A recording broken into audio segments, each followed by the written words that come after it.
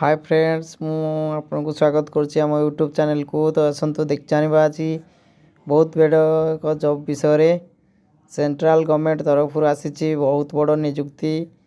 तो देखंतु आसी जहाँकि Odisha forest job vacancy 2025 apply 10th +2 +3 जहाँ भी आपन क्वालिफिकेशन अच्छी आपण मैंने अप्लाई करें। जदि सैलरी कथा देखो नो एग्जाम सैलरी अच्छी 18,000 रु 1,12,400 टंका पर्यंत अच्छी पर मंथ। तो आसतु देखा Odisha forest department requirement 2025 type of job permanent job रपर जहाँकि गवर्नमेंट जॉब रप्लिकेशन मोड अच्छी ऑफलाइन एंड ऑनलाइन आपन दुई प्रोसेस रे अप्लाई करें। Who can apply all India candidate एथिरे अप्लाई करें।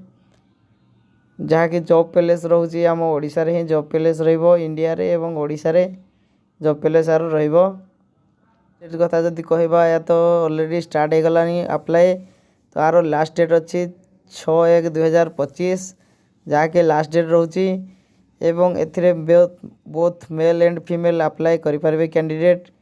सैलरी जहाँ कि रोचे आपको पुणी थे कहवाक चाहिए 18,000 रु 1,12,400 टंका पर्यंत पर मंथ आपनकर सैलरी रोचे।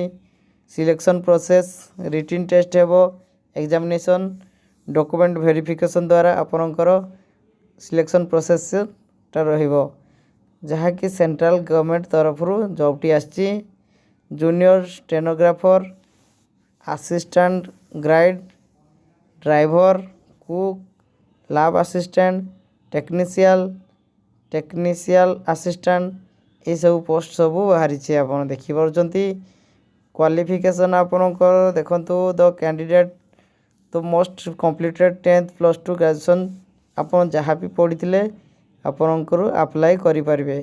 एक्सपीरियंस यदि कथा कहबा एथिरे नो एक्सपीरियंस फ्रेशर पिला ही दरकार एवं एज लिमिट कथा जदि कहबा 18 वर्ष रु 25 वर्ष जाए रही। एवं आपन देखि पारुथे age relaxation for government rule अनुसार ओबीसी स्टूडेंट मानक 3 वर्ष SC ST PWD 5 वर्ष एक्स सर्विसमैन 5 वर्ष एवं PWD SC ST 15 वर्ष रही age relaxation. Qualification certificate award वे मेंशन सर्टिफिकेट आपन को जहाँ भी सर्टिफिकेट पढ़ी जी तार सर्टिफिकेट देवे 10th +2 +3 जहाँ भी कर तार सर्टिफिकेट देवे एवं फोटोग्राफ 2 साइज पासपोर्ट फोटो 2टा देवे आधार कार्ड फोटो देवे एवं रिसेंट सर्टिफिकेट आधार कार्ड फोटोकॉपी देवे एवं resident certificate caste certificate any experience certificate जदि आपन कोठी काम करछन्ती आगरु ए डिपार्टमेंट रे ताहले आपन दे पारिबे। देखो तो ऑनलाइन स्टार्ट डेट तो अप्लाई डेट तो देखो तो पुणी थे कहवाक चाहिए मु ऑनलाइन अप्लाई स्टार्ट डेट जहाँकि 19/11/2024 स्टार्ट होता यार एवं लास्ट डेट हूँ 6/1/2025 जहाँकि लास्ट डेट अच्छी January 6 तारीख दिन यार लास्ट डेट रोची। एवं देखंतु यह आपण ऑनलाइन कि ऑफलाइन द्वारा आपण अप्लाई करें। तो मु डिस्क्रिप्शन रे यार लिंक दे दूची आपण मैंने चाहिए जाकि चेक करके ऑनलाइन कि ऑफलाइन द्वारा अप्लाई करें। तो वीडियो को फुल देखी आपको धन्यवाद।